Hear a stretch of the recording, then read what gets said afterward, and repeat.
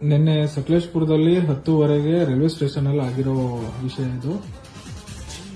ಏನಂದ್ರೆ ಸಕಲೇಶಪುರದಲ್ಲಿ railway station ಹತ್ರ ಈ ದಾವಣಗೆರೆ ಹುಡುಗರು ಇದ್ರು ಅವ್ರದ್ದು ಮೊಬೈಲ್ ನ ರಾಬ್ರಿ ಮಾಡಿಬಿಟ್ಟಿದ್ದಾರೆ. ಯಾರು ಅಸ್ಸಾಂ ಅವರು ಅವ್ರದೇ ಒಂದು ಗ್ಯಾಂಗ್ ಇದೆ, ಒಂದು 20 ಜನ ಗ್ಯಾಂಗ್ ಇದೆ.